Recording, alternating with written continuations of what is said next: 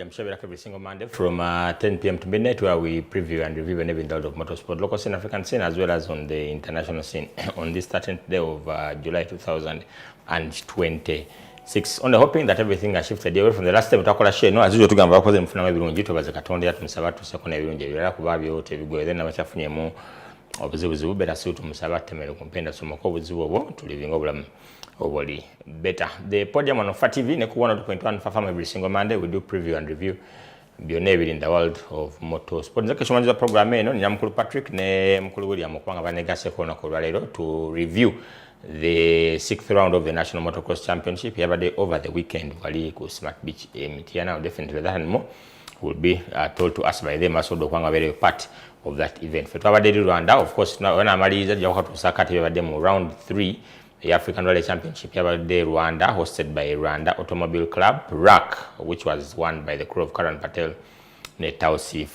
Kale kansawa kula wenga babuzako twelenga twengale masinenga program eno sokwango jira onao sinziro kwango lia across the entire world using the FIFA Media app so kwango downloadinga mo app store or Play Store. You definitely be able to watch FIFA TV no kuuliza 102.1 Fafama wherever you are across the entire world. FIFA TV ne 102.1 Fafama bisangibwa wano ku FIFA Complex plot 879 Albert Cook Road Mengo byonna biri under the FIFA Media services. Kale kanse mukulu Patrick ne William balinga babuzako then tweyongere mas Patrick pleasure bali kwanga twegatako ne William so boza kutula na batuliza abatulaba n'abatuuliriza erinnya nze Sendege Patrick liwa mukisanga alibwengo kuba nti ndi ku TV yaffe eno era nga nebaza abafufa media services otuwa omukisa guno ngafa aba motorsport especially motocross okubanga tujja ne tutanya ensonga zino ez'omuzannyo guno. Okay, William. Amanya gange nze Tomusange William era nga mbalamusizaako mwenna era nga nange ndi muntu wa motorsport mostly motocross era nga nebaza nnyo Fufa TV otuwa omukisa ne Fufa FM okujjangako wano ne twogera ku nsonga za motorsport. Okay, William ne Patrick tujja kubanga tuba always as you run MX event, you guys come and give us a full detailed analysis of how things did transpire in that respective event. Kale producer so tuwa ku calendar motorsport is why same come so that you guys can know the upcoming events. You plan accordingly your time and resources, right? Time and money, because both are time is a resource as well as money. Kale who your producer to the calendar motocross round 6 yesterday over the weekend. You're going to want to get a call. They hosted by organized by ENDURO Club Uganda, hosted kwa MITYANA ku Smart Beach. Your run is from the 10th to 12th of July. Yawe date kwa kwantu jogera kwa na ukulu bali chibale so as usual.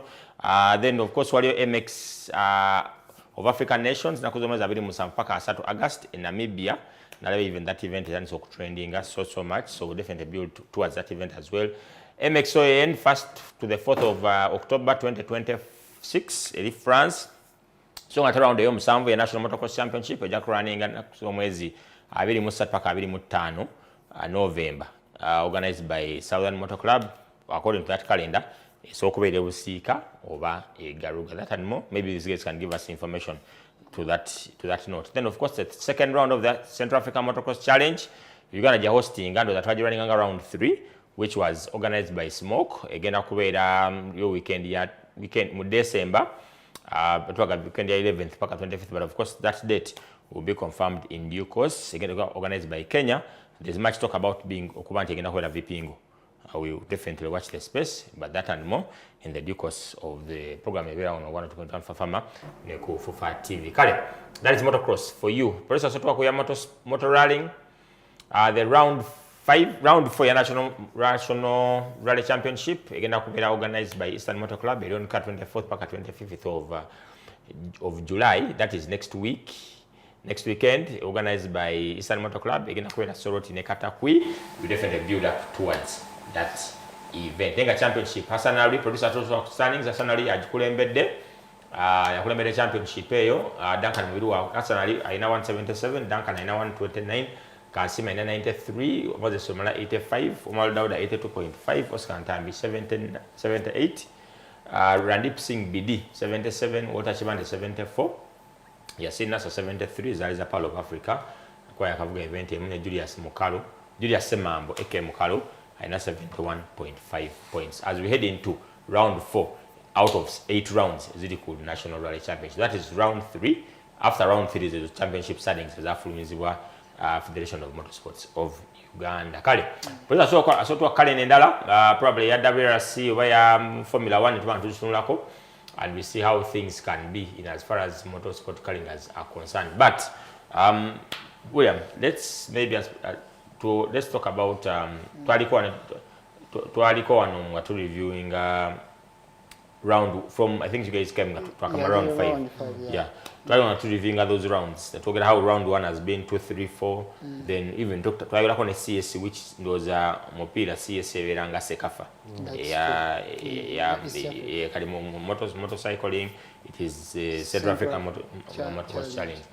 So targets are round 6 Motocross Championship. William, how was the event? But we are following closely, but you guys were there, so you're right to give us that information. Round ey'omukaaga yatambudde si bubi, though mwabadde mukosa mu challenges nga era bw'obimanyi, but yatambudde bulungi, tusobola ogimaliriza. Okay. If you look at the results, it's rare to find an event in motocrossing running the hits bid.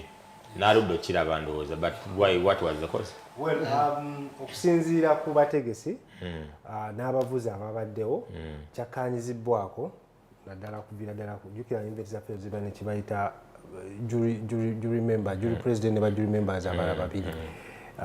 Morale kibayita the stewards. Mubayita ba stewards feri ba jury.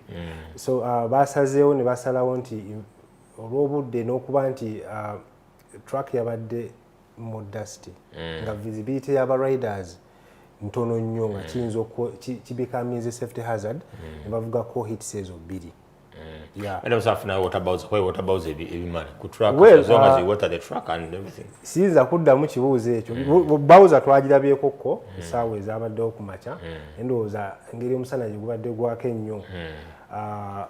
Kyabadde kwegamba nti kijja kusoboka kubanga bawootalinga ate nga obudde bugenda ate nga omusana kwegamba nga enfufu nnyingi nnyo. Ne kiba nga yadde safety concern y'amaanyi nnyo ne basobola okubanga baavuzeeko hit bbiri. Newankubadde nga mujja kiraba wali mu results nti oli ayinza okuba yawangudde hit 1 oli nawangula hit 2. Kati okufuna overall winner awo etteeka likugamba nti asembyewo okuwangula hit esembayo yabeera overall winner ate nga bafuna obubonero bwe bumu. Oba ntekedde awangudde the last hit yabeera overall winner w'olunaku. Newankubadde nga mwena mufuna obubonero bwe bumu. Kwawangula hit afuna 20. Afuna 20. Just take a scenario like MX1 tujagiraba nti Fatu yalidde hit 1. Isma Mutibi n'abeera wakubiri. Kati ate mu hit 2 Isma Mutibi n'alya hit 1 n'alya hit 2 eyo naye nga hit 1 yabadde wakubiri.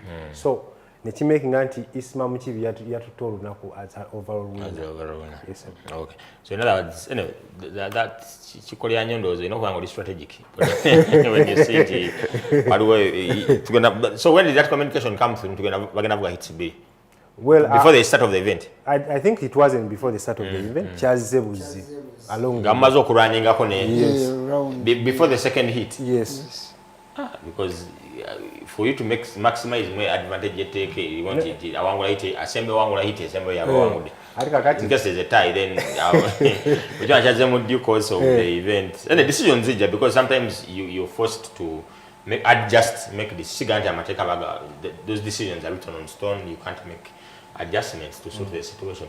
Okay, so let's get into the actual classes, class by class, and we go through how things goes. We are sort of let's start with the MX50 Pee-wee.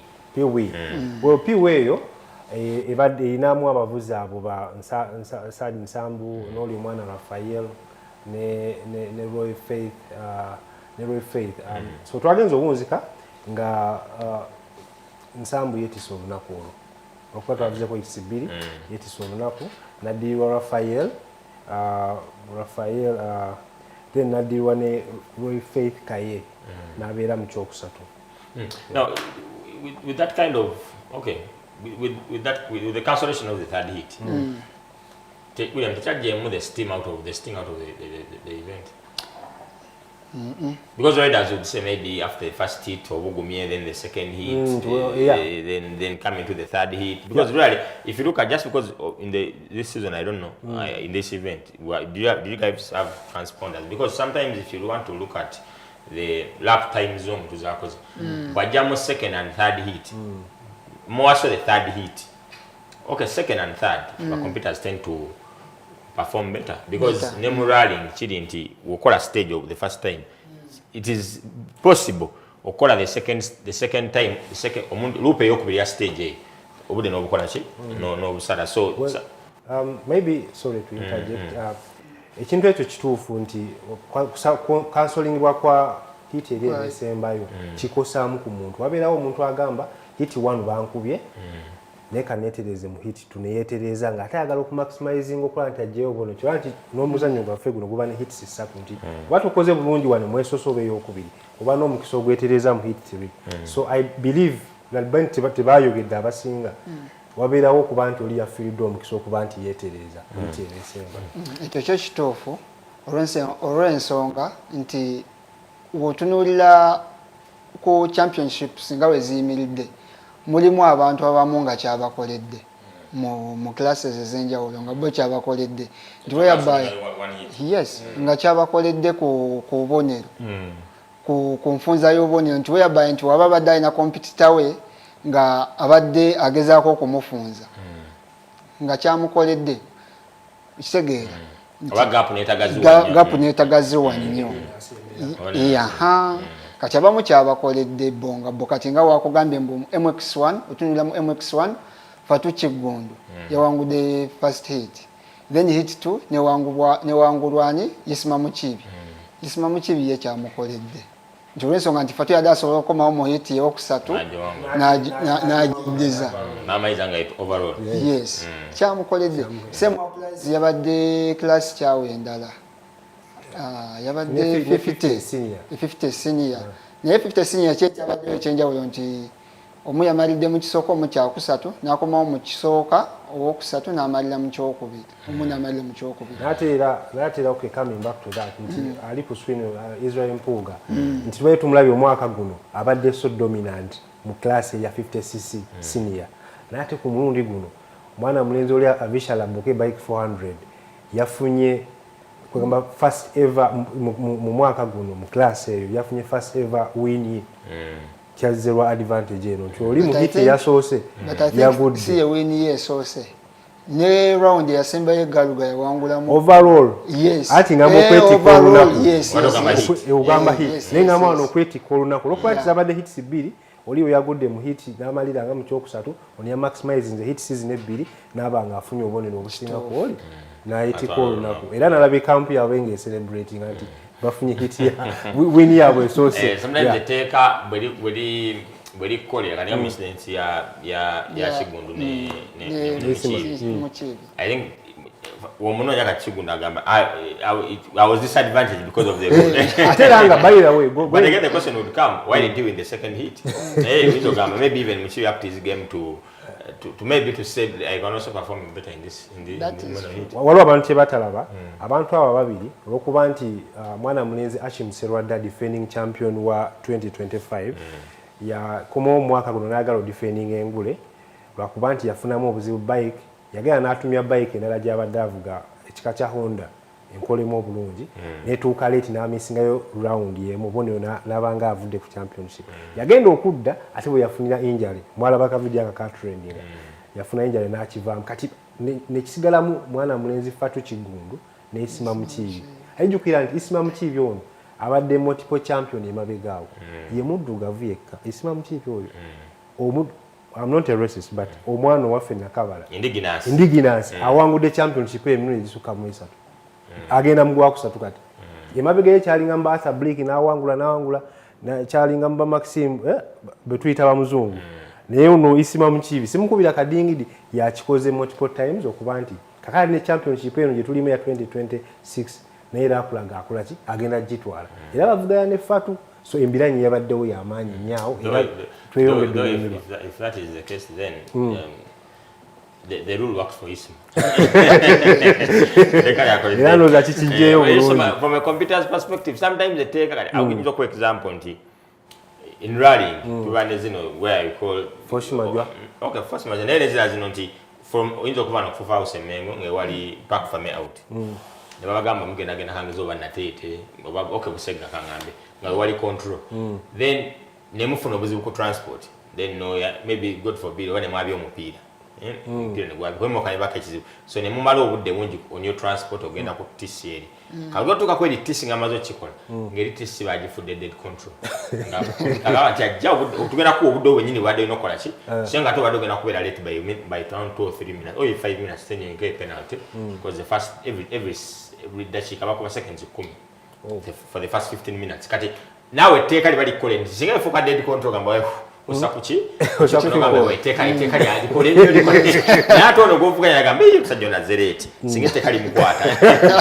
That's why by the producer sorry moderator chikola anti tuchikubiriza nnyo abantu muzanyo gwa fina dala guno nti mu biseera ebisinga iteka libereteeka let's not wange teka liliwo tu streamlining omuzanyo okuba nti liyamba buli omu yadde nti at one time ojala abantu waliwo ali disadvantage so na the advantage so liberewo likole and we move forward.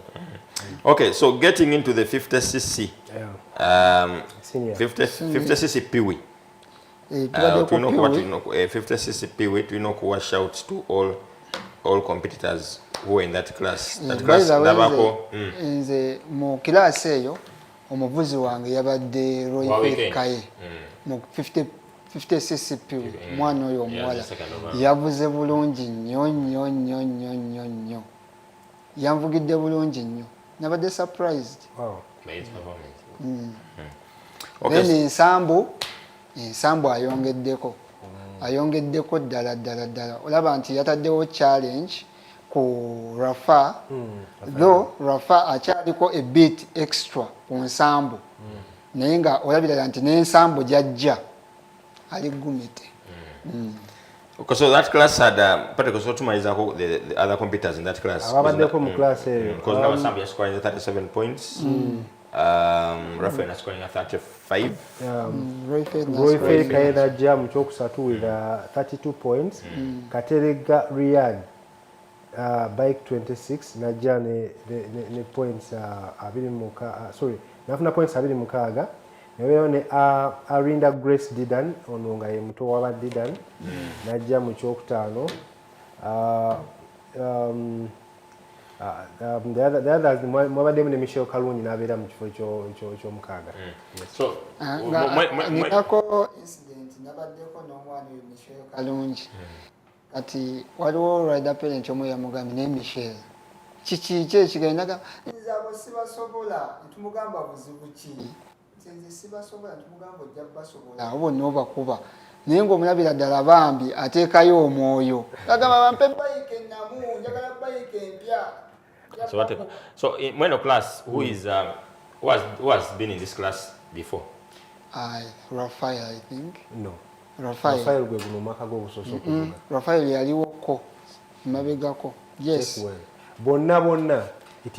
I think it is their first Rafael year of Rafael yaliwoko nga atendekebwako kifatu. Nenga tavuga races. Yes. Nenga yaliwoko. Nga tavuga races. It's only class inanga it's anti yeno je mwe batandikira. I understand, but you find it compete nga Spain inzemo another season. To give an example, chenga mukitegere. Yes. Both all those competitors will still be in that class next year, right? Yes. Kati waberawo mupya jamu yo class aba disadvantaged because one of course baba cream de la cream. Bane baba ne bagenda mu 50 senior. Era si bajasangawo era bakabenga bawo ate mu bagenza mu 65. So I think the more bike time, okay, sit time do enough bike. The better performance comes. That is moderator mbadde nsaba kutangaza mu katono. Class eyo tujjukire fenanti kibatandikira mbonna. Ye bayita baby. Kwegamba tebagirwamu nnyo. You see those people. I think it is 4 to 6. Yeah, they will shift as early as possible. 4 to 6. Those are 2 seasons, right? 4 to 6, those are you have to seasons in that class. Kati bachiza kunfuna yo compete ompya jja next year 2027 nga aina 4 bano ba Rafael baba ko wagulu katono. Yes, baba ko wagulu katono era ebise bisinga bantu basinga baba Luisa mu abaana baba jjayo mangu na mtu ali mu. So but then ekirala kiyinza okubuuza ku kiri ku the if given the performance of both ride of Sad, yes, Nsambo, if the third hit was Ebakuba, who would have taken him? Well, what if you lap times into not transpond or gamete maybe on the other level? Ebintu bya piki bino biraba bizibu. Olwensonga nti Rafael round zitukubya amabega abadde akuba nnyo Nsambo. Niwakubadde nga babadde nnyo match competitive nti Nsambo abadde n'obuzibu nga atula gwagwamu biti. Katomanya nti omulundi guno alabika okuba Nsambu yeeterezezza obuzibu ate olina abanga ku track eri gye twagenze temukolera. So it is very hard to predict. Who would have won the class? Ausimanyi. Era nze nsuubira kyekimu kibanyi baile motocross ali unpredictable. Osobola okubeera ng'oli muvuzi mulungi nnyo n'ojja bike neekutimawo ku last day. Kitegeera kati so kiba kizibu okumanya. But still, era nsuubira nti good day, Rafael adasobola ogiwangula. According to performance gye badde ataddewo, ng'olabira ddala asobola still okugiwangula. Then Nsambu tusaamululinga out. So basing on this point, Rafael wangula hit 1. Yes. Then Nsambu wangula hit 2. Take a leave Rafael yet quoting it there. Nsambu wangula hit here.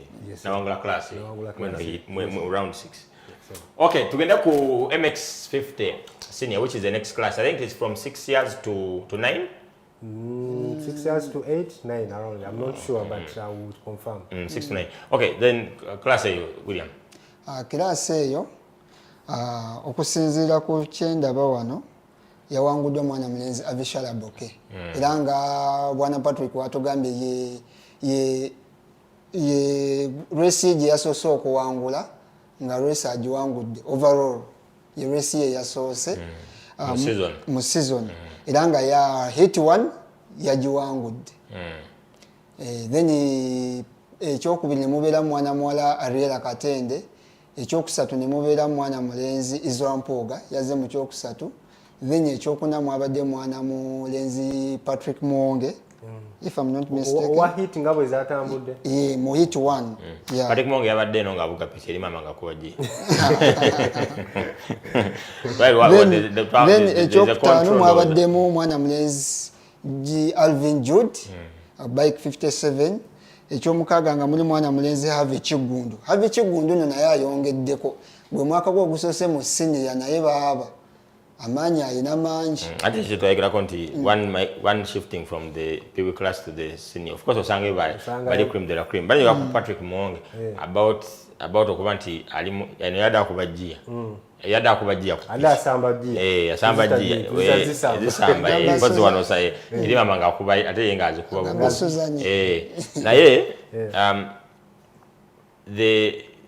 I'll give an example. Driver was a rider gwenda byeko nga akula. I don't know Smail Wachi. I thought he would have been a prospect. Mtabani wa William Blake. He would have been the junior. William. Junior. You saw him trying to golaba maybe. Of course. Then I've seen Gift grow from infancy to where he is. So you see someone ulabanti azea akula into the ranks. So wale Patrick wamtegera kwata kaladi ngabazo se muso sen. You watch the space. Can producer gamba we going for short commercial break to come out to Maleo, the other classes MX 50 senior, 65 85 125 MX vets, MX1 MX2 and MX ladies after this short commercial break.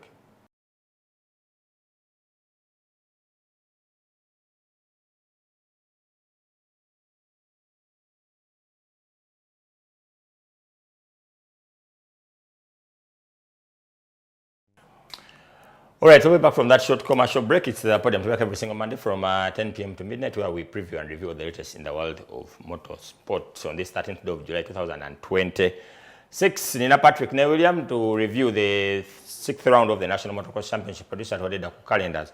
Motocross, so you need to prepare the next event in Okuwera onto your itinerary what diary so that you can be part and parcel of that event. Plus that break we're talking about MX50 Piwi, which was won by Nsambu Sad, and of course Patrick to almost 50cc senior, that is from 6 to 9.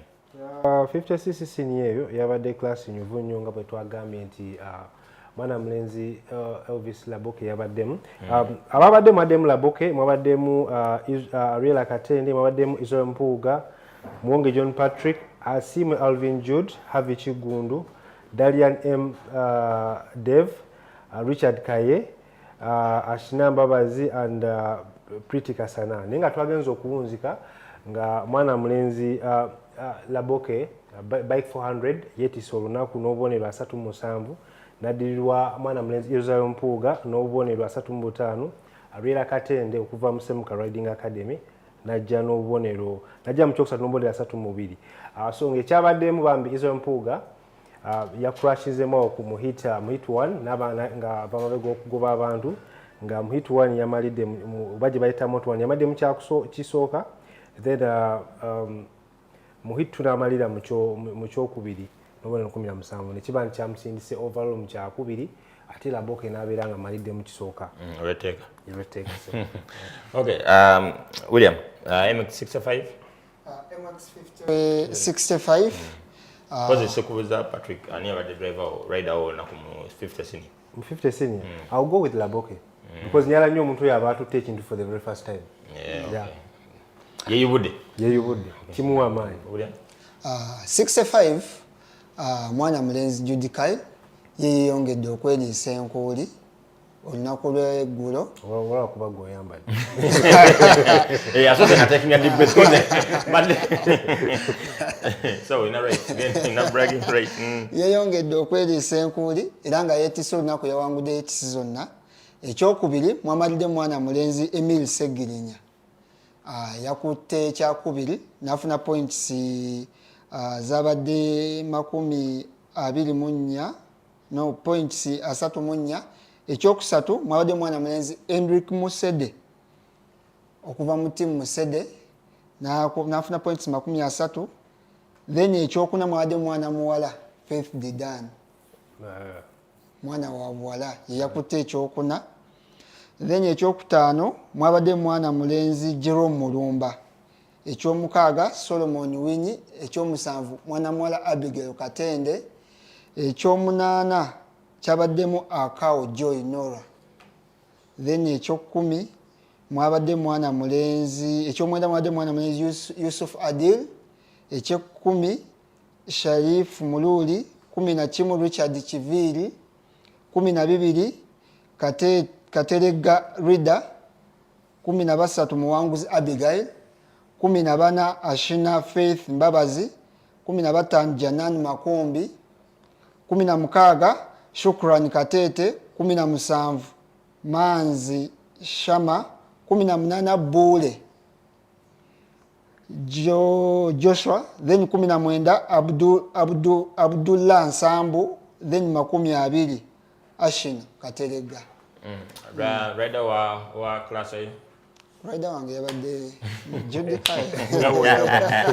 Then highlights in class A. Highlights yabadde mu class eyo. Yabadde bato wakati wa mwana mulenzi Judikai ne Emile Segirinya. Segirinya yataddewo embeera mu hiti zonna era ekinene nnyo bamalidde almost the same hiti zonna. Segirinya yataddewo embeera naye nga womanyi champion always a champion. Yasobodde okwetikka olunaku naye nga yabadde bato wakati w'abo ababiri. Patrick, can I highlight more 65? Well, I'll still go with him. The rock is going to yeah. Abantu abo batunyumisiza Musede ne Segirinya. They gave us a very good show and I liked it. Yeah.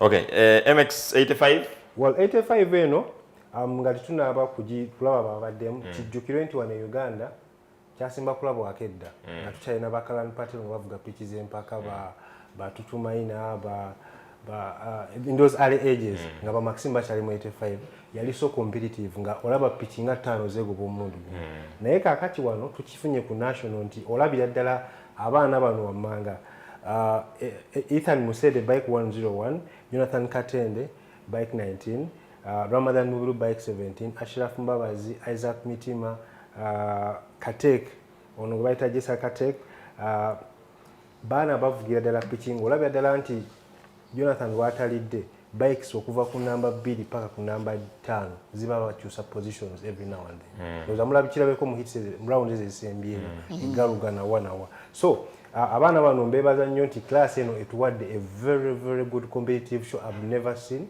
paka okuva emabega gye twaseba. So twagenza obunziko olunaku nga mwana mulenzi Ethan Katek Ethan Musede bike 101 yetiso olunaku oluvanyuma lw'okuba nti Jonathan Katende muvuzi mulungi ne yafuna injury mu practice nabanga yafuna some bit of a fracture yavugidde ku mpiso naye nga kyaleetedde omwana mulenzi ono Ethan Musede okuba nti upping up his game nabanga asobola okwetikka olunaku with 40 points. Jonathan Katende ogwegambe mulwadde yagidde mu kyokubiri with 34 points. Then Ramadan Mubiru mutabani wa Haruna Mbirono omuyimbi nabanga yagidde mu kyokusatu with 28 points. Muzukulu wa Moses Lumala mpulira mu FMU president to be. So so Ashraf Mbabazi bike 11 ajja mu kyokuna with a good number of points. Yasibaganye n'owokusatu ndozobola that level of competitiveness. Yasibaganye n'owokusatu nabanga yagidde mu kyakuna n'olwokuba nti Ramadan Mubiru yakoze bulungiko muhiti yasembyeyo okusinga kwa Ashraf Mbabazi nabanga oli kimusinse mu kyakuna atona Ramadan Mubiru nabiranga madde mu kyakusatu overall. Awe teeka werijjira kuba wenjogera ku class eyo I think engeri nti Jona yabadde alina obuvune kyabadde kiwa Ethan Paul Musede upper hand okubanga almost yadaswa n'owangula championship naye Jonathan pichi gye yavuze atenga ali ku mpiso na Makerenda ekyamazima kyaze nti class eyo ekyalina competition paka ku last event oba ku race n'asembayo MX round ey'omusanvu naye nga senga Jonathan teyavuze kabadde kawedde mwaka jjo nokubanga tisenga yamalidde mbife wansi nnyo bikiro ono Ethan Paul Musede ntumwa credit nti gwe mwaka gw'okusose mu class eno kyadde osobola okubanga ateekako pressure ku Jonathan Katende aludde mu class eno alabika nti bwe tunatukane mu round z'ezisembayo naddala round 7 agenda va agenda mu 125 nti walabidde ddala nti yabadde ono omwana Jonathan Katende newakubadde mulwadde yabadde alina okubanga abeera mu kyokubiri awo obutakkiriza Ethan Musede ono okumusembera nnyo bano okuba nti amwenkanya points era newakubadde nti battle era seal yasigadde egenze to wire mu round 7 n'embeera yagitaddewo Jona yennyini hit 1 yataddewo embeera era yamukubidde ndowooza mu hit ezisembayo ebbiri nga Musede ono alemedde yes Jona awo yapoyedde Musede n'awangula then hit eyokubiri Musede yavuze bulungi nnyo Jona teyataddewo nnyo that impact though yamalidde mu kyokubiri n'agiwangula naye senga tekyabadde ekyo nti twabadde tugamba Musede yadde agenda kulozinga obubonero 9 ku Jona naye yakulozinzeko just 6 points nekikolera Jona nti obubonero 3 yabusigazza ku championship kati Jona uyabaya alina okukola ekisoboka kyonna okulaba nti round esembayo ate nga jjukira candidate avugidde ku risk candidate nti ayinza okugwa n'amenye kati n'atakola segera kati mathematics ewa mukulu Semakula gyali nnyo okuba nti ataasa championship ate atuula ebigezo capitalizing it okay MX 125 erimu ndoza na fastest rider between Uganda bwekiri lwaki oyogedde bwoti ati ngambuuziza okay Miguel aina record ye tumanyi ya World Junior nti kimuteeka okuba nti fastest rider mwaka ogwo naye ate waliwo n'abalala bangi nnyo abadduka ati ngoyo gwayambadde nambe fastest rider mu Uganda so kiyinza okuleeta gundi debate eyo kuzifuna ne bagamba nti atabala tebadduka that fastest tekiriko kutendeki olaba mu F1 oba mu MotoGP bero event bero race bakolaga fastest rider nemu rally bakulaga at that day ekolo na chiko daga nti fastest rider nga bali abataddu season wetande zenja mwongerako kale aka most entertaining rider Raga chinzo kwa debate. But it's not a debate. Yeah, he's a local on Sunday Komo. Yeah, and Katia Gamba is the most entertaining. Of course, is to me is a rider who gives it all. Mu World Junior jetwali nako Romania. That boy gave us a very good show. He fought tooth and nail kubanja qualifying. So I give him credit for that, and he made history. Ate era kicha standing atwali ali maybe kale bali chikola naye ali bati ye muna Uganda yasoko qualifying for the World Juniors mumbera eya feno jomanyi yes atenga yali ku standard bike anti era mumbere eya feno jomanyi. Okay, William, 1 to 5. 1 to 5 twabadde tulina battle wakati wa Jerome Mubiru ne Miguel Katende, but unfortunately Jerome Mubiru had a bad day in office. It is on a bill. Yafunyemu ebigo. Akasajja ne kamuleka. Ne kamukubira ddala gap. Whereby nti ne muhiti eyokubiri kamukubye ettaala. In fact kamwetolodde emirundi ejo ebiri. Oh. Jerome. Okay. Then battle endala yabadde wakati wa Ali Kimera. Yasinze okunyumira abantu ne Jason Barrows. Yabadde battle. Buloko pass ku buloko pass mpita ko nkuyiteko they had a good show. Nenga Miguel yetiso lunako Ali Kimera najja mu kyokubiri, then Jerome Mubiru najja mu kyokusatu, Jason Barrows ekyokuna, Adam Kabuye ekyokutaano. Bwekyo yatambu. Patrick, can I highlight more class? Well, William did it. Maybe nti chenyizo kogerako battle jayogerako Ali Kimera ne Jason Kateke mtabani wa Jason Barrows mtabani wa mvuzo moloka. Maybe nechokuba nti sina chita highlight netwambaye tunyumya nnyo battle ya Miguel ne Jerome no kwanti yagudde wali mu practice ekimu letting a bit down nafuna bruises ez'amaanyi n'abanga tasobola kuba as much aggressive as he would. In fact yabadde akubye whole shot, hit zonna yakubye whole shot. Nayenga kimutagalako. Okay, Patrick, MX1, MX2. Yabaddemu abavuzi batono nnyo, yabaddemu abavuzi bana. Malcolm Gift Tabula Bike 16 mutabani wa Sebuguzi Ronald multiple champion wa rally. Malcolm Moding Bike 7. Nemberamu Ashimbabazi Bike 11. Ne Patrick Kasana.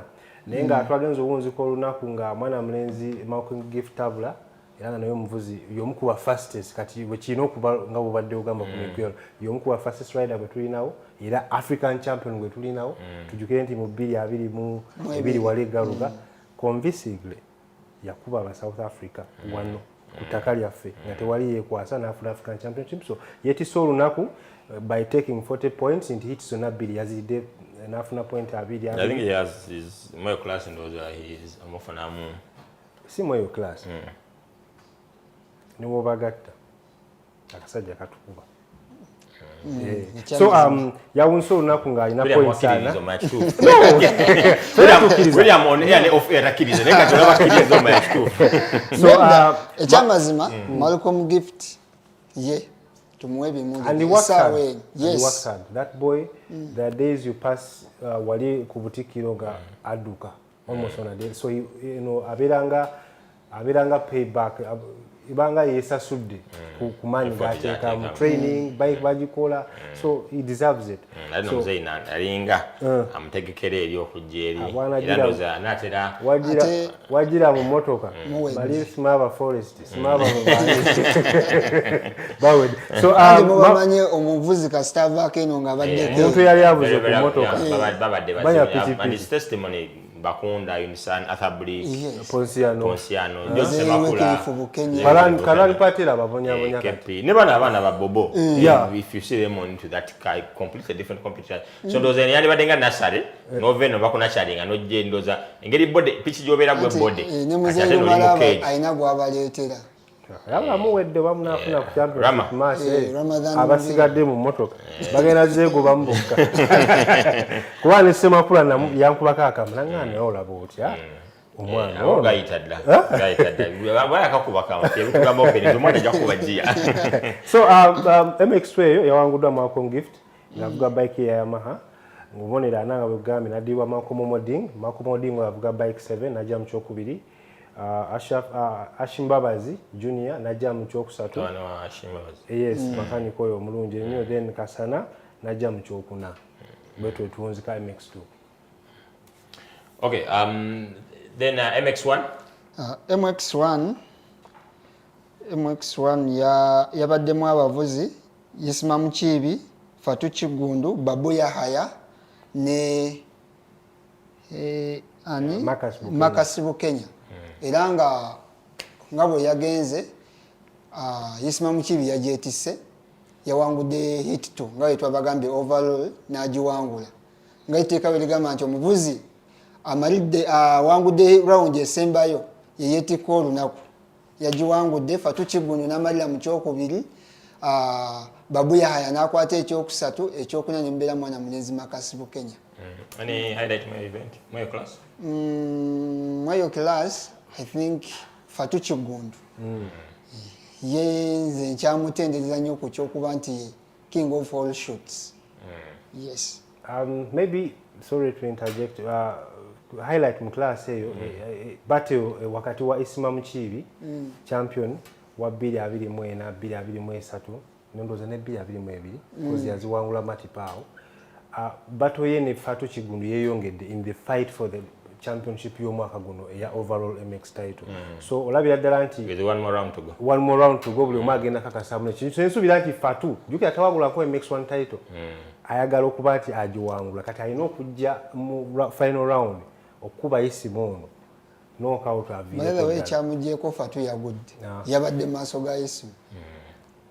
So agenda kujja mu round eno esemba mu kulowooza okwange nti ayakubire ddala Yisima Mukiibi ono amuggyeko title eno agitwale ya 2-26.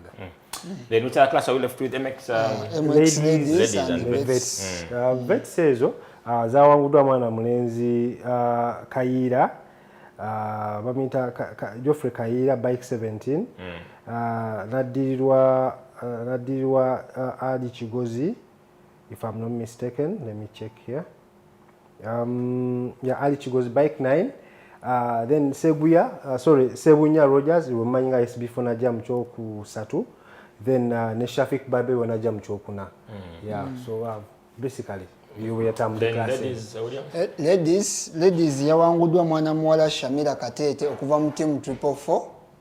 Ekyokubiri ne mubeera mwana muwala Swansi Sambo yamalidde mu kyakubiri. Then ekyokusatu ne mujjamu Asia Kasiye okubeera mu team 444. Ekyokuna ne mubeeramu Shadia Katete. Ekyokutaano ne mubeeramu Ajang Gloria Faith. Then ekyomukaaga ne mubeera mwana muwala Dorothea Namutebi. Okay, so more than okubanga mutuwadde how the MX round 6 or so document transpiring. We often have these guys always whenever there's any motocross event, and they give us in-depth analysis regarding how the events did unfold. Producer Ngamba time is first spent in the first hour of the second segment of the first hour of this show, which runs every Monday from 10 p.m. to midnight. Patrick, yes, you talked about, prior to the beginning of the show, about the happenings in South Africa. Well, weekend eri ewedde ng'ovudde ku eno bwe twalina ka sprint egaluga South Africa wali mmanga Africa yafuna omukisa okuba nti empaka ze bayita MXGP ezivugirwa ennyo mu Europe awo ne South America twafuna omukisa okuba nti twazihostinga wali South Africa ku kiseera kye bayita Teratopia nga after 18 years world stars ab'amaanyi nga ba Jeff Harris, Roman Febra, Tom Viau twafuna omukisa ogubalako emmanga waliire South Africa nga batuwa a very good show given the fact that gwe gwali omulundi gwa kusosa okujja bo nga bba abantu okuvugiraawo era nga event eyo yali successful nnyo oyinza okikomparinga kuba nti Formula 1 yaliko ku Africa. So twafunamu nnyo ng'abaddugavu newankubadde nti abaana enzala za South Africa wali balemerwa okujja ku podiums kubanga jjukira nti yo South Africa mu muzannyo gwa pitch nayo ba pro rider waliwo bakande McLaren avugira Triumph waliwo n'omulala avugira Ducati balemerwa okuba nti bafuna ebifo bino ebya podium naye nga it was a very good show and we pray that even mu mwaka ogujja tusobola okufuna omukisa okuba nti tuhostingako MXGP round in South Africa. Sikuwa promoter aba Mulimi Co Racing, bamulimi abo bali ko wanondozo bajuki. Bali ba promoter behind bringing back that event to South Africa. So MXGP, it's maybe for the betterment of our viewers and listeners, you can slightly expound more on it. MXGP is a world zibera pitches ansio nanga ola World Cup nti abavuzi okuva mawanga agenja ola banche chao kamuzanyo gwaffe guno gubera best nnyo kuba manufacturers. Manufacturer nga Honda, manufacturer nga Yamaha, Ducati, Kawasaki, Triumph oba Husqvarna afuna abavuzi from different countries. Kati ne bajja ne bakola World Championship. Kati ekintu ng'ekyalo nga mulaba nti mwayina WRC Kenya. Na wano WRC ya pichipichi yaliko round yemu yayitake South Africa wali. Yes. Okay, William, parting shots? Kujja kwanze nja kwebaza Fufa TV okutukyaza. Mweyongere okulaba Fufa TV, the home of Ugandan Sport. Kulo producer ngamanti wanekane kanyaka coffee lako nsinga wo fuluma no kaleka wo jamuleterayo kamu ku round esembayo musede namwambaza jamwambaza nja kujja wonna ne socks. Okay, that's all we've had for you guys for the first segment of today's program. But then Patrick and William to reviewing the 6th round of the National Motocross Championship. Producer the calendar Motocross, which is again the 7th round again okubange jama so that and more. We'll always have these guys to come and expound more on that, as well as other motocross events as running in the entire. We hope particularly got the MXGP. Of course, we'll definitely expound more on that when it does get back. We're going for a short commercial break to come out. Do you know mukulu na contending for the African Rally Championship 2 title. Pass Ruja, Basodo Kwanga, very good performance more the Mountain Gorilla of Rwanda. Fresh from Rwanda, Aliwano, Katu Komeo, and after the short commercial break.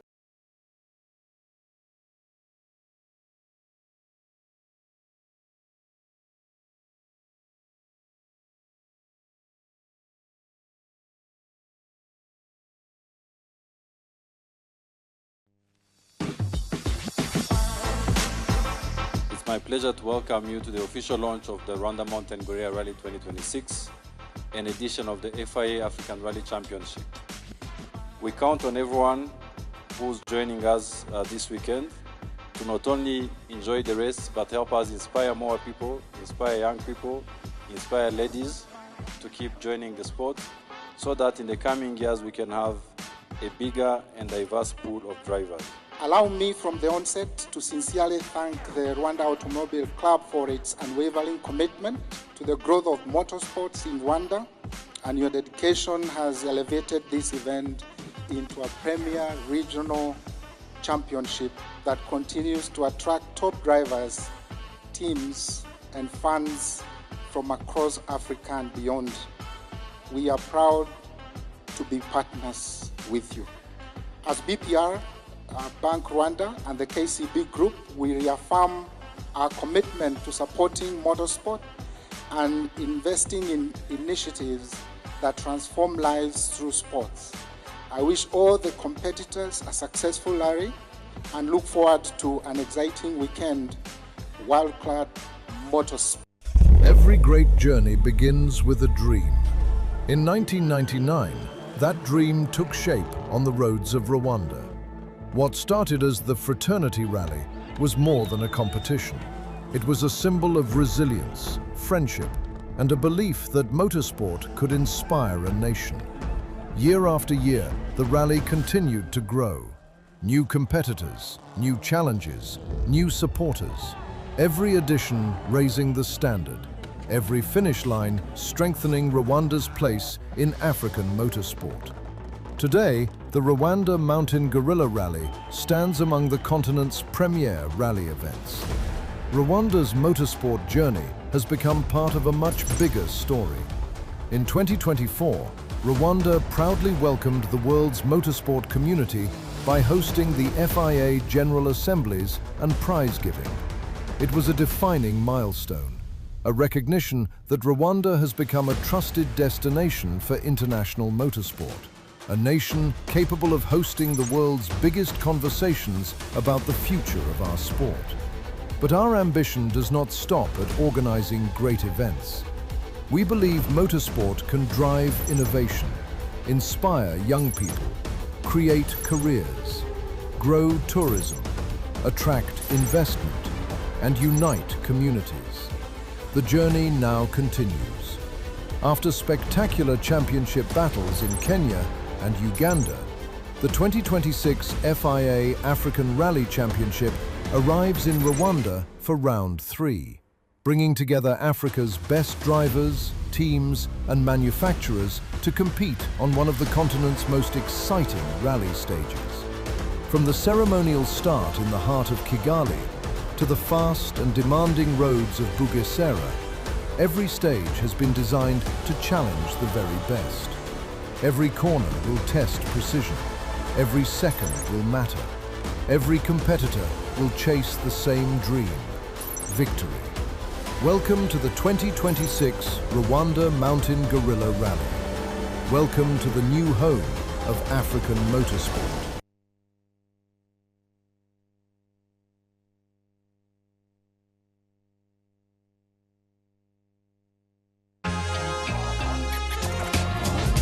Muraho neza, nitwa Queen Karimpinya, nkina umukino w'amasiganwa y'imodoka. Nifuzaga kubatumira muri Rwanda Mountain Gorilla Rally izabera Kigali Convention Center kuri uyu wa gatanu. Kwa gatandatu tukaba tuzakinira mu mihanda yo mu Bugesera, za Nemba, Ruhuha ndetse no ku munsi wo ku Cyumweru.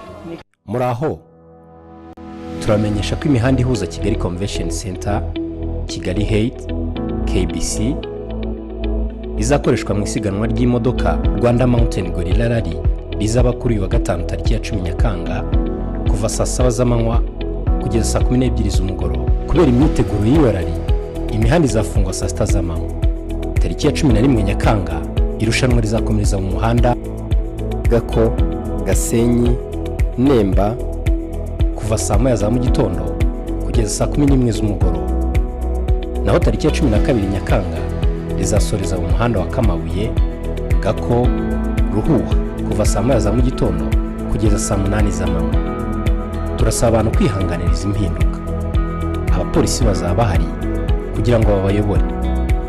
Ugize ikibazo waduhamagara kuri nimero zikurikira.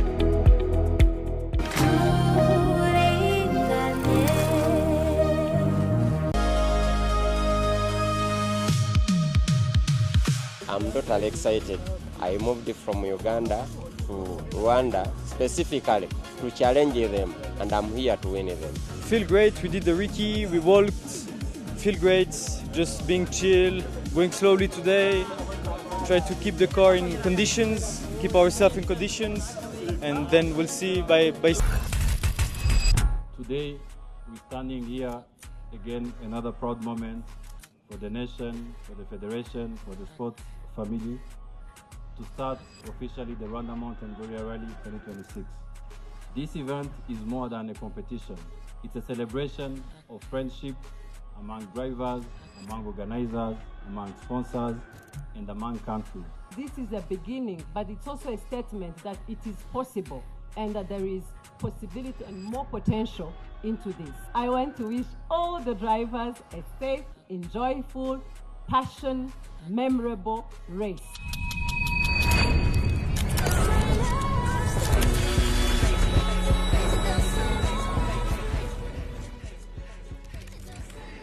All right, we'll be back from that short commercial break. It's the Podium every single Monday from 10 p.m. to midnight, where we preview and review all the latest in the world of motorsport, local and African scene, as well as on the international scene. Nina Aaron Samba joining in for this second part of the show, as well as Pastor fresh from Kigali, from the African Rally Championship, round 3 of a day 8-1. I was a competitor, again, from the competitor's perspective, how things did unfold. Producer to some of the highlights is the build up towards the event. Producer Jazanya walazendi paswa kambi, I came here from Uganda. I came here to compete and I'm ready for them. Kumba tena amako gariga mwete kede. Kale, Aaron, buza what is as well as first, then we pick it up from there. Abatulaba bonna ku Fufa TV na tuiza ku 102.1 Fufa FM. Ngabuli joli basanyo jerere tufisa wakade. Tujje ku wantu ogere kuzanyo kusingo kwa garanga fugo mutokaze paka. Nsoko kwebaza mwenna abawayo obudde aba streaming live abatulaba direct TVs abasasula DSTV mwenna musobola otulaba era njogero gamba nti sefa abasinga okumanya ebimotoka z'empaka oba ebikwatakana ku motoka z'empaka naye muwayo obudde bwammwe nyamutuuliriza ekyo tetutwala for granted tubeebaze atubibaliza ddala mufudde program eno okuba kikyeri pozi twawangudde n'awadi mu mwaka ogwedde best motorsport TV show of the year. Ebyo byonna biddira mmwe abawaayo nyongera okwebaza management ya Fufa Media Services tuwakisa kano okubeera ku mpeo zaayo twogera ku by'omuzannyo gwaffe twala omukisa guno okwebaza mwenna abafunye essanyu mu kaseera ketukubya amabega naye ate era nakuwalira wamu nammwe abafunye obuzibu baganda bange baadde bali ku lugendo nga basimbula okugenda ekigali Rwanda tukiikirira mu ARC ate ffe nga tutindiga lugendo okugenda Fort Portal okuwerekera ku maama wa champion 2022 national champion 2022 omwami Byron Gomoka yafiirwako maama Kiki yes tumuziika ku Lwokuna Fort Portal mukama Byron akugumye kaseera kano koyitawo ne family yonna agigumye si byangu kubirwako muzeeyi ne oba oli muntu mukulu kubirwako maama si kyangu naye kama abagumye abayise mu kaseera kano kumutamu. Okay, namwe nabakyafunye mu buzibu mu business mu life abalwaziza ebitatambudde bulungi katonda abazibenga bakwatirako mbeere nga mukimukozo then in fact jabayo ntwachogera kwa last week twali ku Monday wano mu show omuliro zagajjangu ajja ku Monday nasobola okuba ngenda mu video nesanga ba Magi ze ande and the next simwe bali kubeerawo ande bali kubeerawo rather Byron Gomoka champion wa 2020 as well as USPA Motorsport Personality of the Year 2022 as well as ne Hakim Mawanda kalipasi buza kutana matuli musawo abatuliza n'abatulaba ku Fufa TV mbabuuzaako musiri mutya neyongera okulisayo banna Uganda abawagizi ba Forest Rally Team abali ekigali bali bangi nnyo abawagizi baffe waliwo n'abali batalabangako ku rally twabalabiraawo nga batuuseewo dda so kyali kirungi okuba nti twawulira nga abali ewaka yadde twali mu ensi etali yaffe naye nga kyali kyasanyu nnyo kubanga ne Bukenya namulaba twabaddeyo twashikiridde timu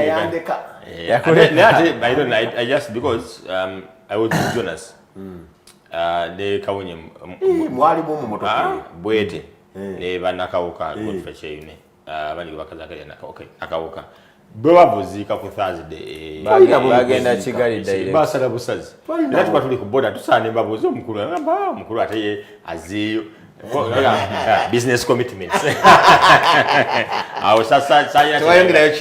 but we left perhaps we must have left of course you left early ujatu wajane but for us we left on Thursday Sadat Negomba Zubeda Ali that was the team there's another journalist in national president ne mzee Salim Chabagada twali naye nnyo akubajjia akubajjia yes ajjia sazinam so reach the border and nalaba preparation yabaimaru the team friends and the buses the bus many guys came into that to support the team cleared the border then got into Kigali of course a distance from Kigali whether from Gatuna to 78 kilometers to Kigali because of the speed limits it take longer 60 kwa 60 nenga bakuwoninga roadside camera whatever speed limit ne ka roadside camera kati wojanga opakoka tebakubulirawe across wofuluma Kigali even no gende Bugesera Nyamata it's what you find yes to maintain the roads an order to the roads kudiwa wakuwamu ekinana bali wakachi ku kinana naye otano kituuka the most wabanimbye kigere kiya kya freeze then I also saw the new Kigali International Airport Bugesera which I think is again who are the biggest in the Great Lakes region. Actually, Emirates, yeah, because as the hub and I think then of course the chabade about the umukono kati owedo kwata mukono kwa matawa mutelera no switching and no maintain but just because you're not used to that because we keep a different line ku umukono ku one Kampala in comparison to abanyanga bali organized abanya wali kisawa adjacent we wali Formula 1 track bagino jize. Yeah, that is why it is adjacent. Yeah. Adjacent awo ni wali Formula 1 track. Bagino jize.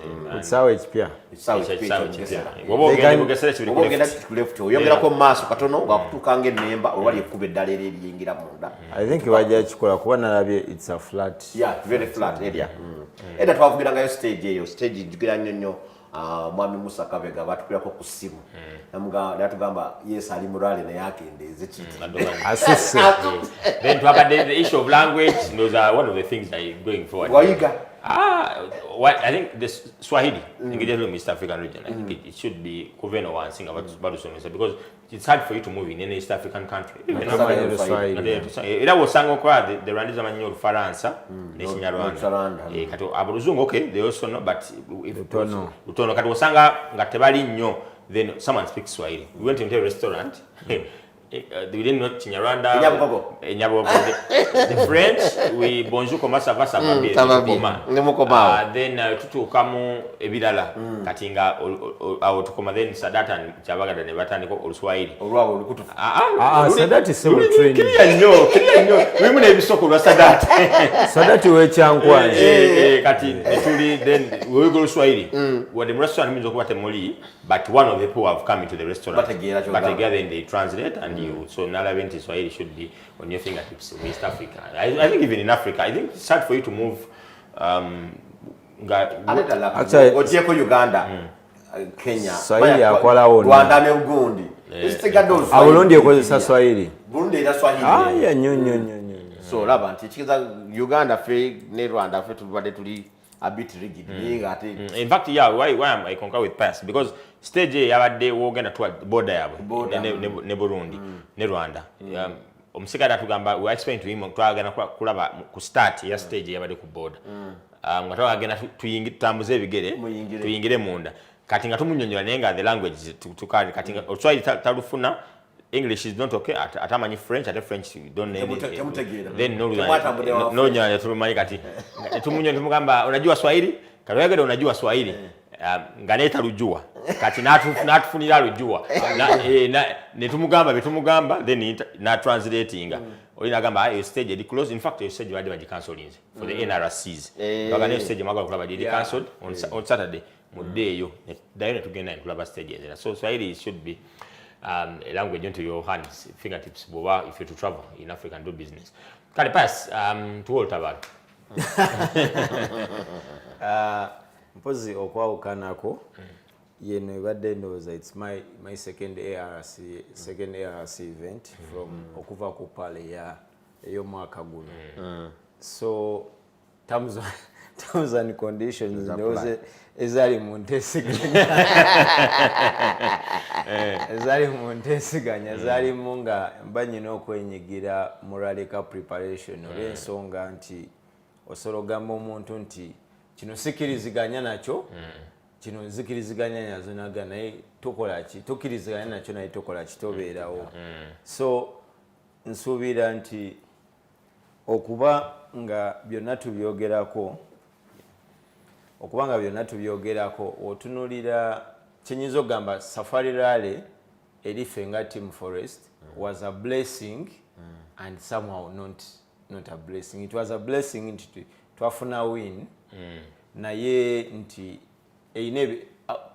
post Safari Rally ebadde very very hard on us nti Safari Rally first twali twakafuna emotoka eya Rauf then babala budget ya spare ne bagana tugule emotoka endala complete ne tugule emotoka endala complete kati decision making yawo nega nti eriegende kolereke ya safari so first casualty ye yali emotoka je twaleta tenga spare first casualty ya safari ya ina engine issues nayo yakuddamu butoka nizifunikire emotoka zonna bbiri nga zikoze nga ziri Kenya ate nga neba Kenya bali busy so mbale emu nekomawo naye yajja the rally is tomorrow so kitegeeza nti ofunye emotoka ogenze mu safari tewali test news akolebwawo tetunnategeera na moloka kyekola kikyekola so netugenda mu mbale moloka yajja late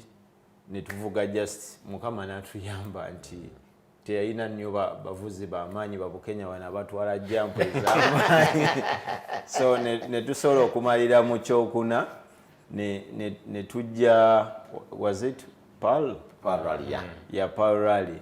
Paul Rally nga twagala vuga rally ati naye ate nayo nejja late yajjanga Wednesday nga Thursday and it wasn't that good. So we tukola overnight fixings which didn't work out era nayo rally ne tuvaamu kuba ye rally gye twalina just okuvuga okumalako ate twagenda okutuuka mu stage gye twaviiramu ng'olwedde tulina 4-minute lead over Sodo kuba kye twali tubala kyokka so ne tubasanga ku refuel yali kaguta ogenda okukola kaguta mpakinga ku right naye nga sinti emoloka erina damage sinti driver era sinti yazikira buzikizi so ne tufundikira then kati wano wetugenze mu repair process zonna computer moloka nezookya so ne tufundikira nga ekyatuyamba nti teri yali ajja then ne bamapping eno nesobola okuba nga esobola okugenda Masaka Masaka ne tugende Masaka ne V-Power naye nga emoloka tetambula waliwo ekikola ki waliwo ekibulamu so kyemanya abawagizi baffe bali disappointed mu results zetusobola naye kyetusobola okukola n'emmoloka ekola ki eriwo nti egyo misinde gyetukola ki nti gyesobola otuwa nti twagenda Sembabule nga of course it's a loose surface toyina AYC pump and all that so ate Mitsubishi Evo X ekigikola AYC pump so ogenda ofundikira nga Bukenya 223 second nebagamba ne batandika okugaanaga naye kati mmwe temukyadduka mwafuuka baswame naye nga kiryo gye tusobola okukola n'emmotoka gye tukola ki gye tulina essaawa so wetufunamu team meeting awo nentandika okwenyigira mu preparation so enemmotoka egenze e Kigali I was there from the start to the finish of course we managed to fix obumu obwo obutonotono nga omanyi nti it's a learning process waliwo details obulala bwetwa obutonotono wabula naye nga si bwe bubi ennyo so emoloka negenda e Kigali wetutuuka e Kigali we did recce of course Oscar yali bizemu naye yasobola okujja on that day when we are going in the morning netugenda netukola recce Rwanda is very fast very different ku terrain ze Uganda nti ogamba nti sigenda kudduka oba emotoka oba ogikwata nti ni ogamba nti kanebulirire no stage emoloka etuuka nga otaddeyo ttaano nga ne mukaago ino ogikola kiginonya oyadde teriimu oyina okukola oginoonya so twagenda mu rally eyo ne twafunamu issues mu scrutineering twalina there was an overload ku cut off yaffe ate nga baagala ekole nga byonna ekola kyebijjako so wetuvuga wetuvuga qualifying omulundi ogusooka wetwakomawo ne switchinga off completely kati mu kuswitchinga off awo okulwana tulawo ba eterera we ignited the automatic fire extinguisher kati netugenda mu kire ekyo nga tulina ekizibu kya power cut off tulina obuzibu ofuna automatic extinguisher okuva e Kampala omwana nabaka BMW GS yo extinguisher nakola ki natuuka kati netubanga obuzibu tulina ekyatuyanti waliyo wa wiring bamwita Abe Abe natuyamba nga alina sumani ku simu ne bafixinga cut off overload eri nekola ki nevaawo so we went is it Saturday tugenda Friday Saturday day 2 day 2 so tuyingira mu Saturday nga tuli fresh nga tuli yaddeko naye nga producer ngamba we first going for short commercial break okay we first going for short commercial break to come out pass at what day very good summary from when they got the car performance and everything Sembabule Etwaba chapane bali. But let's get back to commercial break. Okay, let's day 2 day 1, day 2, and day 3. That's all the Rangazi transpiring in the event which was won by the crew of TAUSEEF Khan, rather the crew of KARAN PATEL, ne TAUSEEF Khan Katukomeo.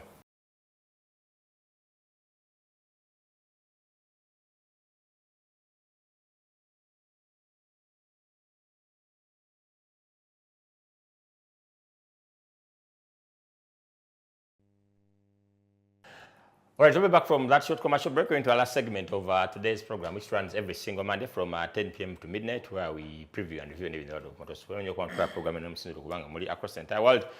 Bali live ku TV, ku DSTV, ne ku Star Times over the then of course now the Familia app. You so kwango downloading and Play Store, or App Store, so kwango whatever for TV, wherever you are across the entire world, as well as no cool. It is a 102.1 from a pass. Nina, a friend of mine who's in Uzbekistan, outskirts Zabaku, which is the capital city of Uzbekistan.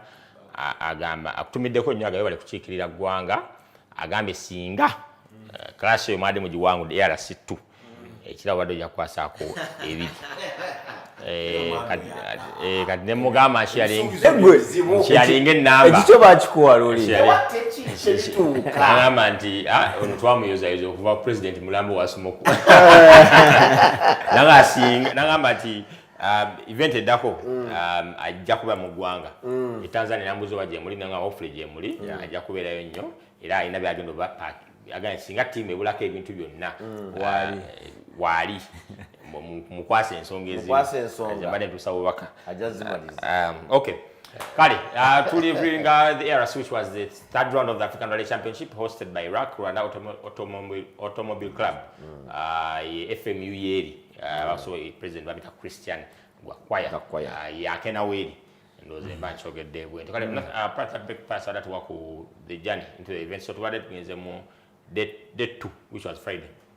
Yeah, before even day 2. So what walk Syria Saturday. Okay. Day 1 Friday. The convention center, the shakedown and the Tamakoyo. Tamak engeri omukulu gy'abeera ebuziga ate sitingira ku roundabout wali emunya.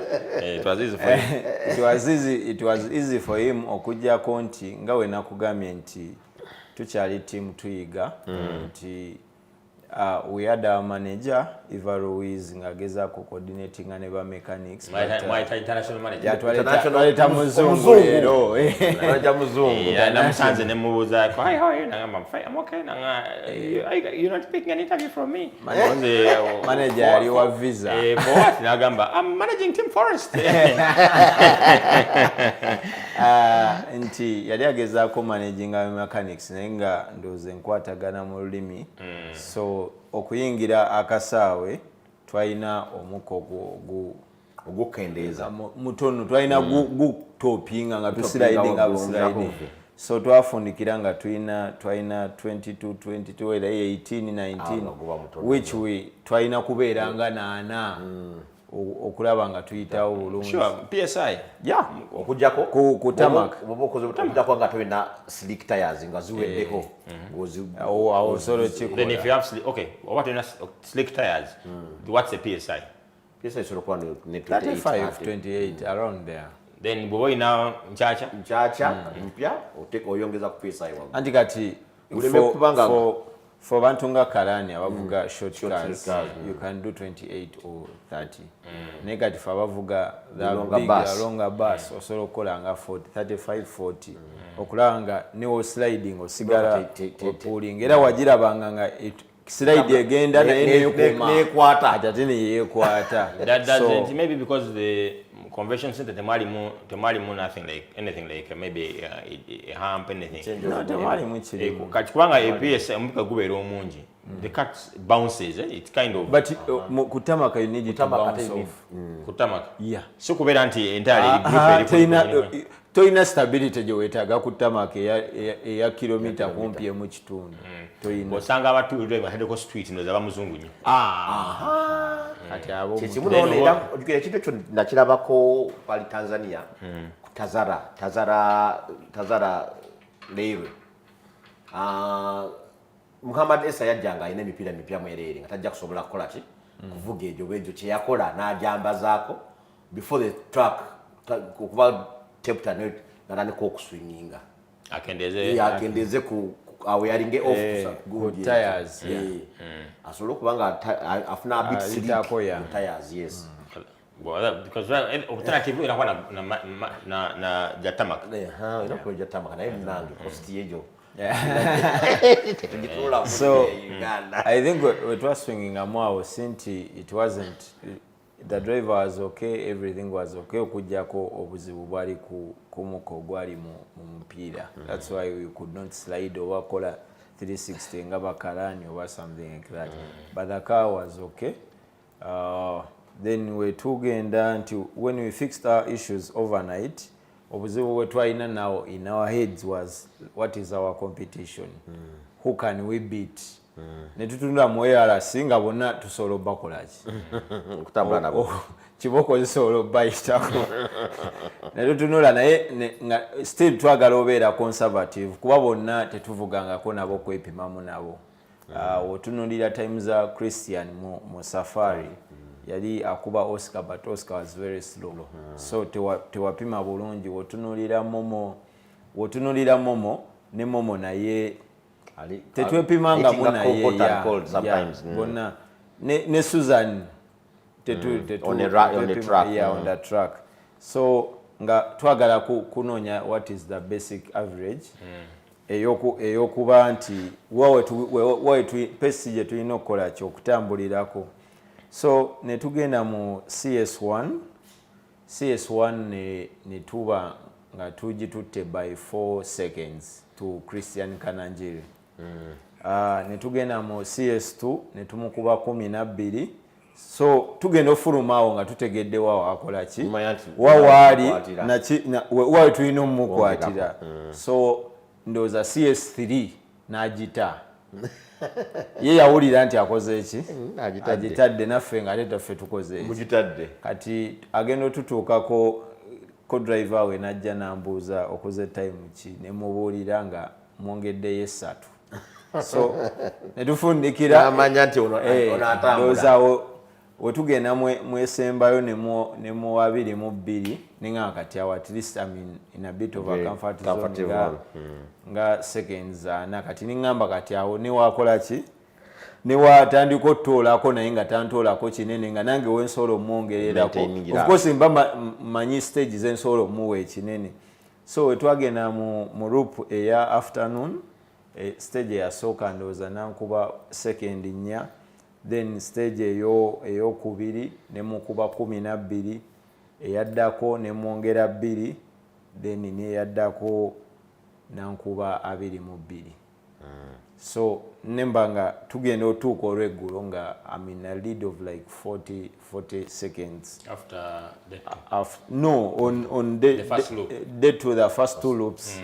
Kati that's after 8 stages. Yeah, after 8 wetugenda mu CS9 nankuba 6 seconds na damu nankuba 1 second nankuba ne 3 seconds. Of course abatoddeko nga 10. I'm still comfortable.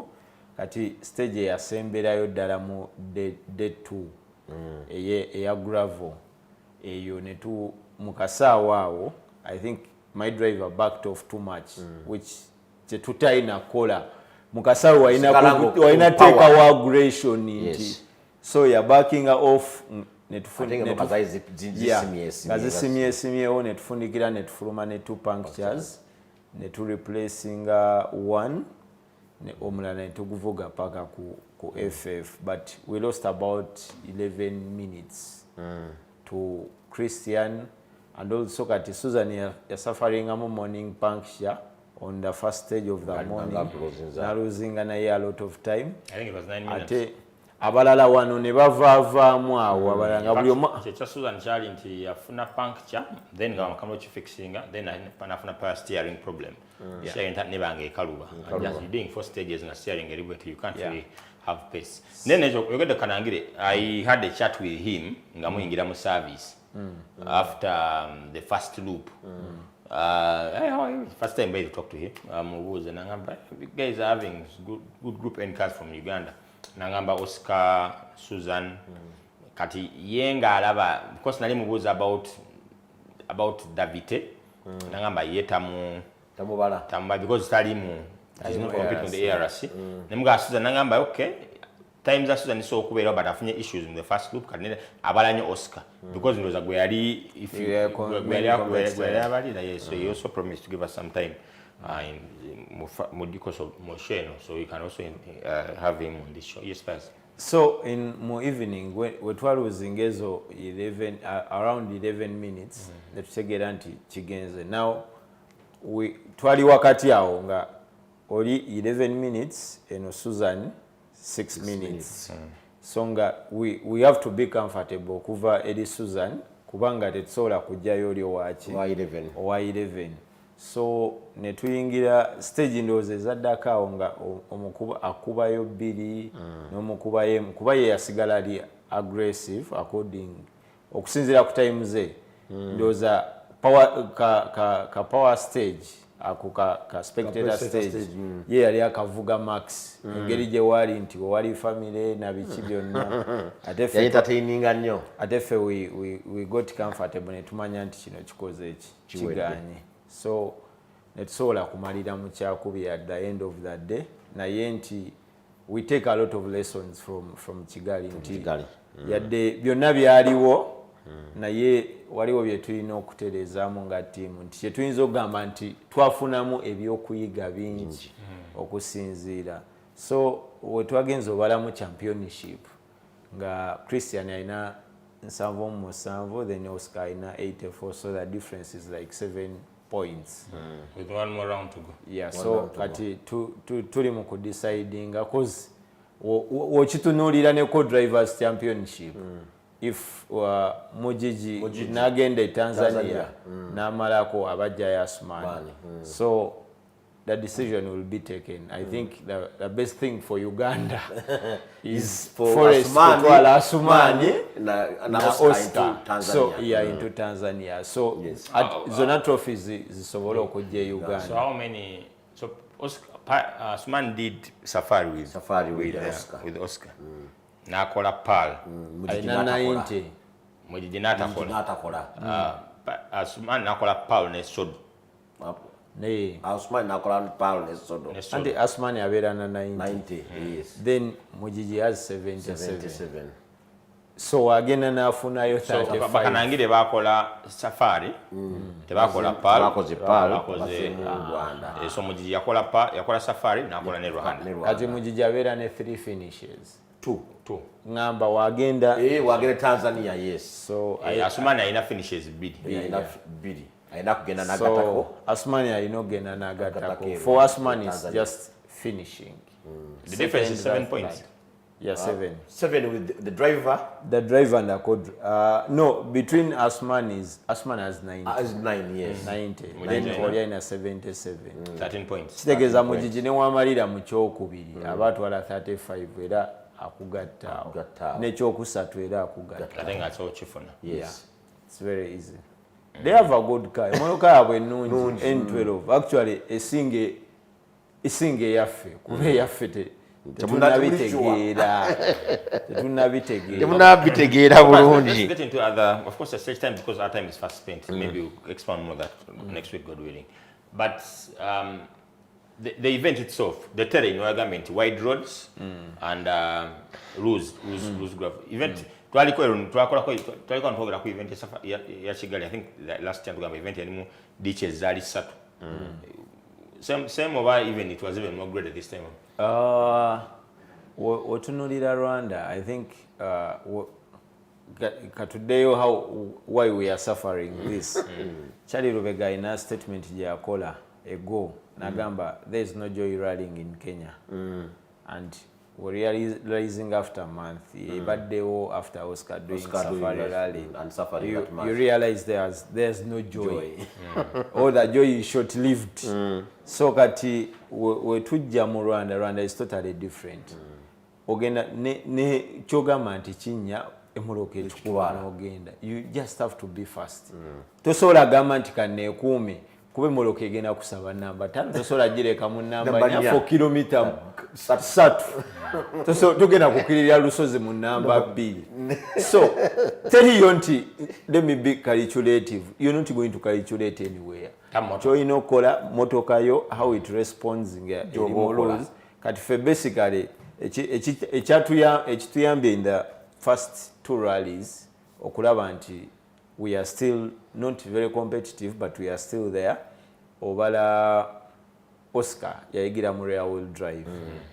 Ogenda mu rear wheel drive nova mu N10. N10 is the most unstable rally car you can ever drive.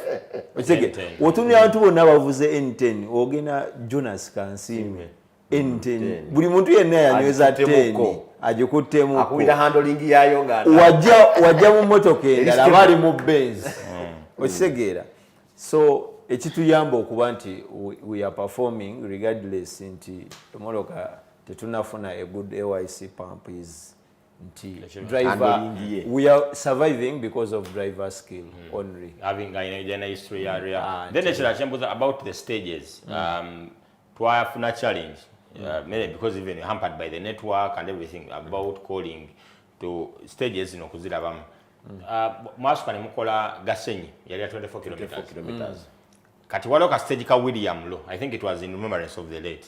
5 kilometers. 5 kilometers. So that stage yali nti womala okukola Gasenyi because it was 1.8 kilometers transport utandika William which was 8 not aware from Gasenyi FF you do like 2 kilometers no itaku FF ya William no yingira start ya William biri ku border ya Burundi kati you drive like 700 you turn off then enter no yingirawo kalinga ka swamp katonotono sika swamp just down in then up efulumira ku kubo kwennyini twashiza bagifunziza oli yali yalinga stage ngofuluma no jam service. Okay, another event okay bajogende na mukubanga luli FF yalinga ngoyingire kubo boti kuno nalabye ku videos ezimu nga mu taking a slow left taking a slow left ne mugenda straight no gena mo straight ita along the road is this side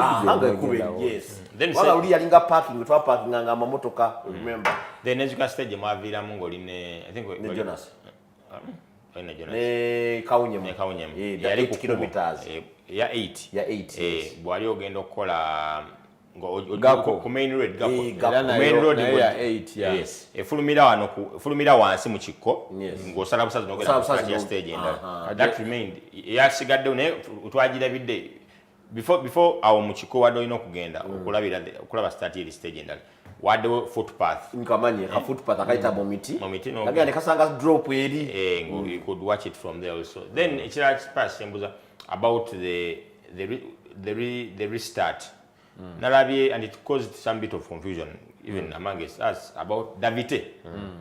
Davite yavaamu bangamba yali diff yavaamu ku day 1 it was very yali take obudde obulungi era dduka yajjako eyo jump ali spectator viewing point spectator area kuba waliwo lweyajja stage ya number 1 we did 15:03 nakola 13 over 23 then najja na he thought we are competition with him nenga atefete tu etumulika nagamba what time did you do ne mugamba naga you're very slow naga ne mugamba hey you're too fast naga this is my playground wasiba nani abadde ne mutabani we ya go driving then nalabye ne mutabani wa Imitiaz ne wa Charles Singer nga alimu then 14 unfortunately bafuna obuzibu ndabula mema kayatika but they still try to nete bamaze ko event ate yali yamuzeye bavuddeko moka gundi yadangamba yageze mu ditch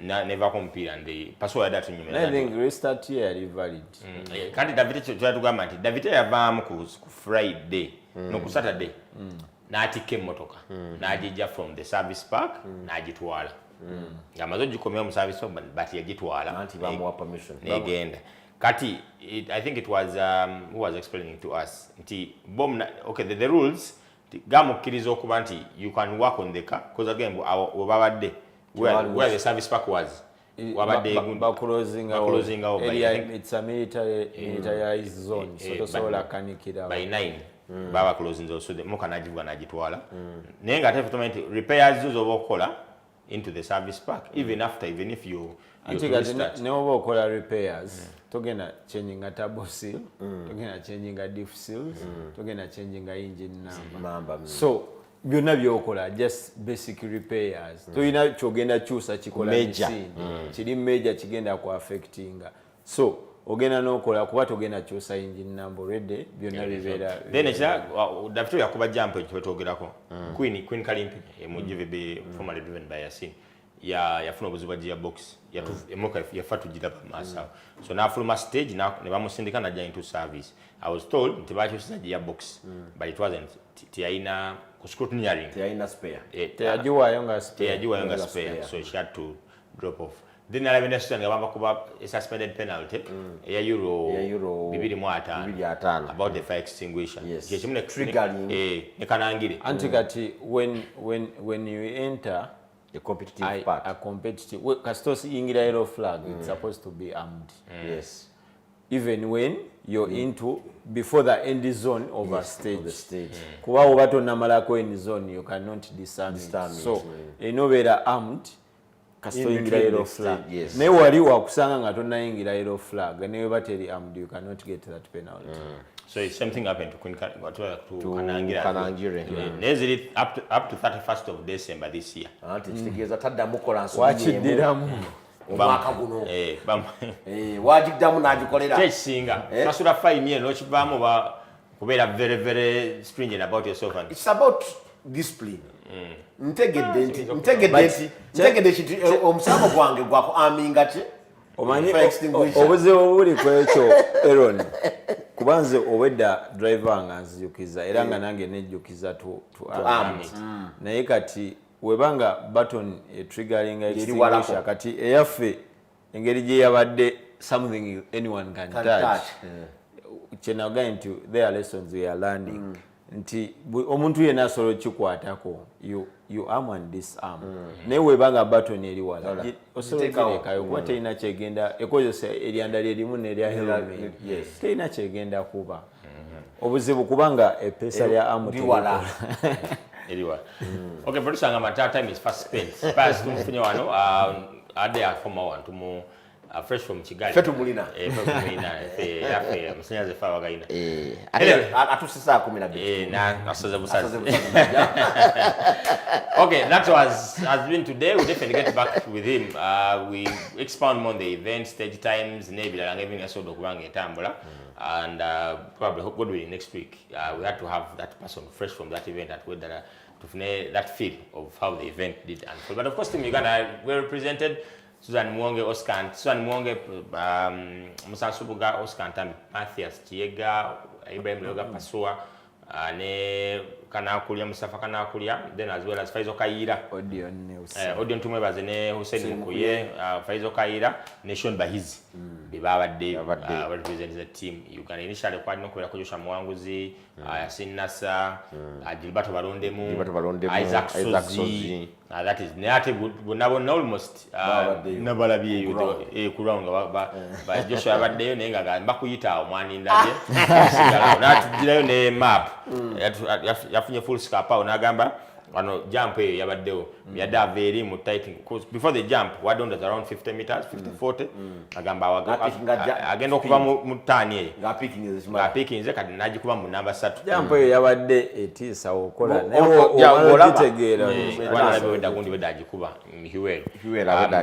Joshua again, Wamalokuba jump number satu.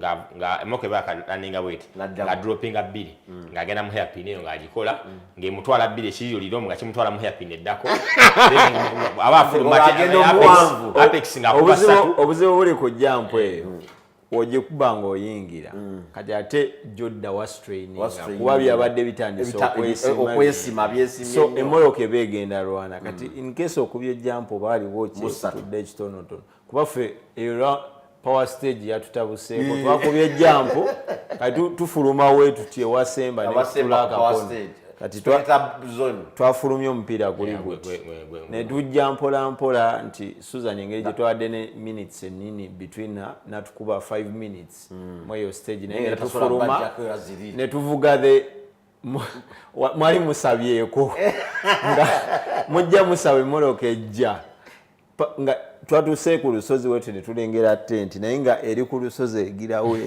nga esale ziri mumotoka kyamutabuseko mu stage yasembere yabize emipiira n'akisobola okuba nga akivaamu akote jankongo ja safari nesejo soft yade nankoko soft kale tutegedde lwaki yamu unlock nasa ne muguru sky atujja koda kumane god willing to ngero ku expanding onto that event and hopefully have some of those competitors who did compete in that event representing Uganda abasodo kubanga babera nenga event yangu Karan PATEL TAUSEEF kan and they should be on the verge of winning yet another African Rally Championship event. Enokiro ninga nero shanali bavuddemu on day one because of different issues. Tamunonyeza kabituwe but hampered by the network. Enokekata kwijali ne team principal komawo. Komawo. Kale tujja kuda ku Monday na bene binda do motorsport bagaliza ekire kirungi of course and a very good week ahead of us. Amina. Good night.